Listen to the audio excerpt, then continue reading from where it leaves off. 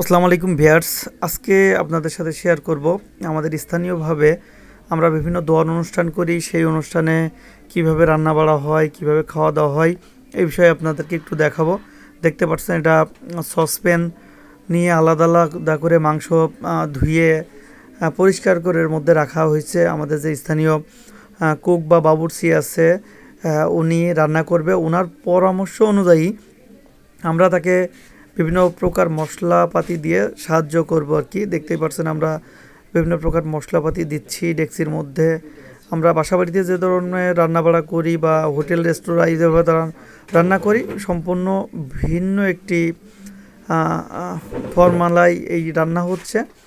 Formality দেখে অবশ্যই ভালো লাগছে। দেখেন ডেস্কগুলো দেখতেও ভালো লাগছে। এদিকে ভাত রান্না চলছে, এটা হচ্ছে আমরা আমাদের স্থানীয় ভাষায় জ্বালা বলি। জ্বালাতে ভাত রান্না চলছে। এখানে 700-800 লোকের একটি আয়োজন আছে, একটি দোয়ার অনুষ্ঠানের আয়োজন। এর জন্য এই রান্নার আয়োজন করা হয়েছে। দেখেন আমরা অলরেডি চুলাতে দিয়েছি, এটা বাইরের ইট দিয়ে করা চুলা, এবং এই চুলাতে এইভাবেই আমরা আমাদের অঞ্চলে এই রান্না হয়। চিটাংয়ের ভাষায় বললে মেজবানে আইও একটি কথা বলে, মেজবান খাওয়া। তো আমাদের এদিকে এটা দোয়ার অনুষ্ঠান বলে, অনেকে খানা বলে আর কি। কোনো ব্যক্তি মারা গেলে তারপরে এই অনুষ্ঠান করা হয়। আবার অনেকে বিভিন্ন ধরনের দোয়ার মাহফিল করে থাকে, সেখানেও এই ধরনের অনুষ্ঠান বা খাওয়া দাওয়ার আয়োজন করে থাকা হয়। দেখতেই পাচ্ছেন মাংসটা সিদ্ধ করা হচ্ছে। আমরা আগে মশলা কষিয়ে নিই, কিন্তু এখানে একটু ভিন্নতা দেখলাম আর কি। মশলা উপরে দিয়ে তারপরে চুলার থেকে তাপ দেওয়া হলো সসপ্যানে।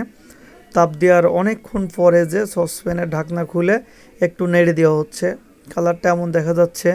সর্বোপরি অবশ্যই ভালো আসবে ইনশাল্লাহ।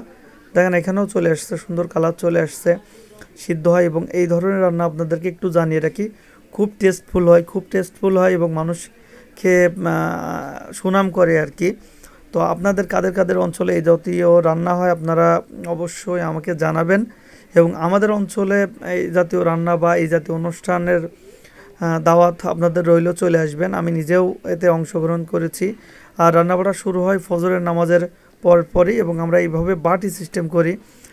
নির্দিষ্ট পরিমাণ মাংস এই বাটিতে দেওয়া হয় এবং সসপ্যান বা একটি ট্রে দেওয়া হয়, ট্রের উপরে করে এটা নিয়ে যাওয়া হয়। আর দেখেন বিভিন্ন এখানে ডাউল আছে, মাংস আছে, পাতলা ডাউল আছে।